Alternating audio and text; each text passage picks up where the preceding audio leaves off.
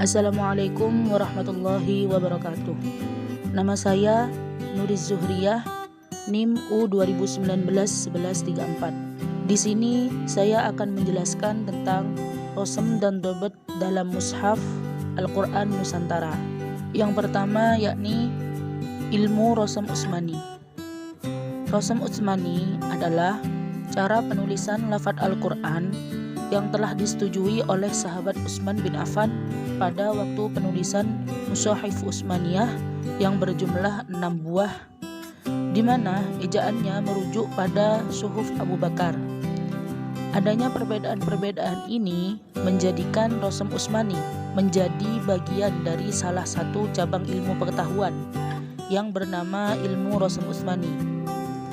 Ilmu ini didefinisikan sebagai ilmu untuk mengetahui segi-segi perbedaan antara rosem Utsmani dan kaidah-kaidah rosem Qiyasi.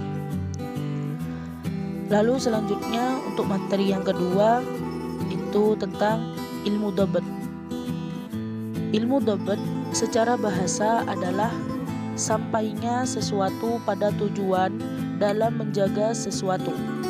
Sedangkan ilmu dobet secara istilah adalah ilmu yang dapat mengetahui maksud dari suatu huruf, baik dari harokat ataupun sukun, tasydid, mad, dan lain sebagainya. Selanjutnya saya akan menjelaskan sejarah pembentukan dobet atau tanda baca. Perlu diketahui bahwa mushaf yang ada pertama kali itu semuanya ditulis tanpa adanya titik dan tanda baca.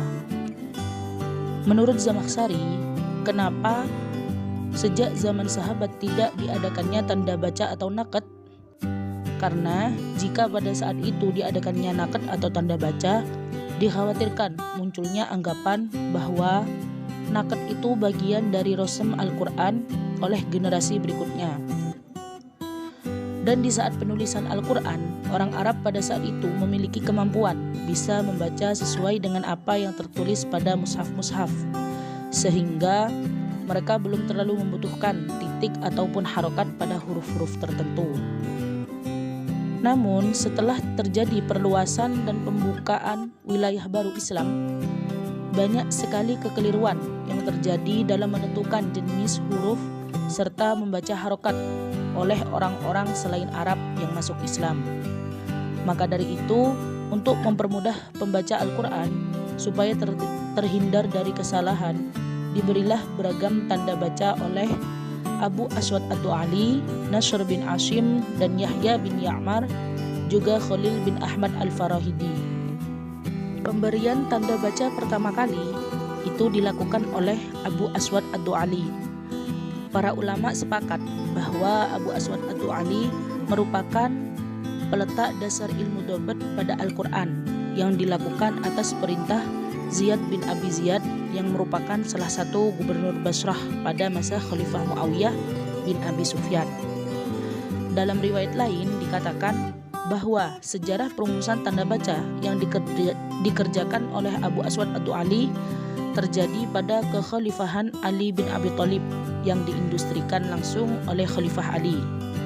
Mengenai pemberian naqad al-i'rab pada mushaf Al-Quran, disebutkan bahwa yang pertama kali mendapatkan ide tersebut adalah Ziyad bin Abihi. Nah, kemudian tanda baca pertama yang diberikan oleh Abu Aswad Ad-Du'ali adalah harokat titik, dengan cara beliau membaca Al-Quran dengan hafalannya. Lalu ada pelayannya sambil memegang Al-Quran memberikan harokat pada huruf terakhir setiap kata dengan warna yang berbeda dengan rosem mushaf. Begitu seterusnya, dan setiap satu halaman Abu Aswad Ad-Du'ali memeriksa kembali sebelum melanjutkan ke halaman berikutnya. Untuk penempatan harokat titik seperti yang telah dijelaskan di atas dapat disimpulkan sebagai berikut. Yang pertama yaitu tanda fathah dilambangkan dengan satu titik di atas huruf. Yang kedua, tanda dhammah dilambangkan dengan satu titik di tengah kiri huruf. Yang ketiga, tanda kasroh dilambangkan dengan satu titik di bawah huruf. Yang terakhir, tanda tanwin itu dilambangkan dengan 2 titik. Pemberian tanda baca yang kedua itu dilakukan oleh kedua murid Abu Aswad ad-Du'ali, yakni Nasr bin Asim dan Yahya bin Ya'mar, yang terjadi pada masa pemerintahan Abdul Malik bin Marwan. Pada masa ini juga terjadi banyak kekeliruan dalam membaca atau menentukan jenis huruf dikarenakan perluasan dan pembukaan wilayah-wilayah baru Islam. Banyak masyarakat selain Arab yang masuk Islam dan meningkatkan kuantitas dan intensitas interaksi Muslim Arab dengan orang-orang selain Arab. Akibatnya, banyak kesalahan atau kekeliruan dalam menentukan jenis huruf ketika membaca Al-Quran pun semakin banyak. Maka dari itu, gubernur yang bernama Al-Hajjaj bin Yusuf As-Saqafi selaku bawahan Khalifah Abdul Malik menginstruksikan kepada Nasr dan Yahya untuk membuat suatu sistem baru berupa tanda baca yang serupa dengan cara yang pernah dilakukan oleh Abu Aswad sebelumnya. Namun, untuk membedakan huruf-huruf yang bentuknya sama saja atau naqd al-i'jam.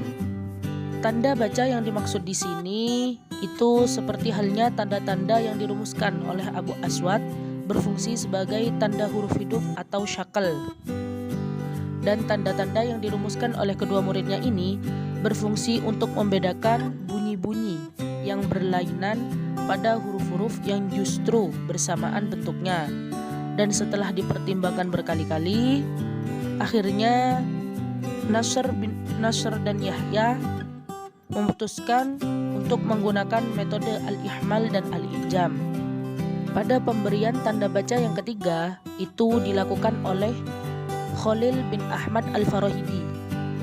Di sini beliau melakukan penyempurnaan terhadap tanda naqd al-i'rab, dan seiring berjalannya waktu, naskah-naskah Al-Quran di berbagai negara mulai berwarna-warni sehingga menimbulkan kebingungan dan kesulitan dalam membedakan antara satu huruf dan huruf yang lain.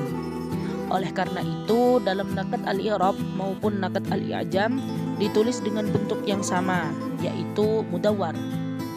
Maka Khalil bin Ahmad al-Farahidi memikirkan cara baru untuk memudahkan pembaca maupun khattat dengan menggunakan huruf kecil sebagai pengganti dari titik merah yang dirumuskan oleh Abu Aswad, dan Khalil bin Ahmad al-Farahidi telah memberikan beberapa tanda baca baru yang sebelumnya pada masa Abu Aswad hanya menggunakan tanda baca vokal saja, yakni harokat dan tanwin, tapi dengan bentuk yang berbeda.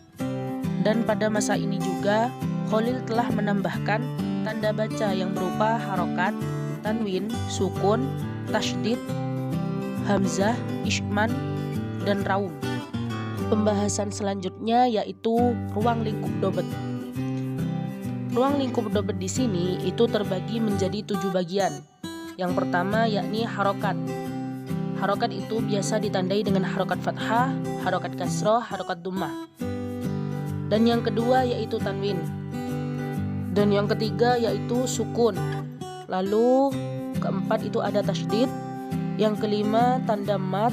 Yang keenamnya itu hamzah, dan yang terakhir nomor 7 yaitu ismam dan imalah. Dan pada pembahasan terakhir yaitu tentang eksistensi Rasm Utsmani dan dobet pada masa kini.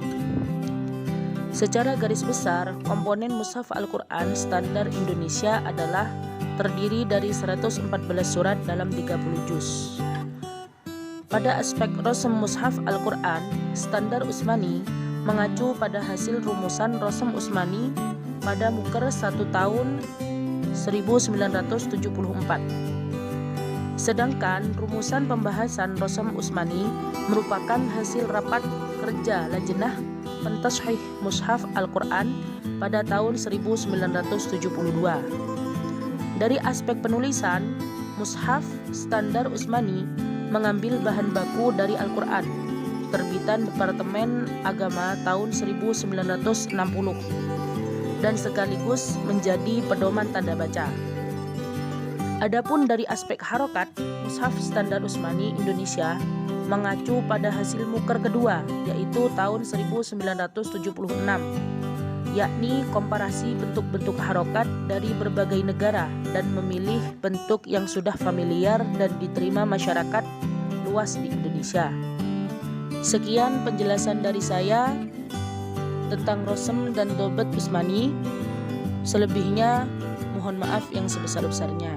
Assalamualaikum warahmatullahi wabarakatuh.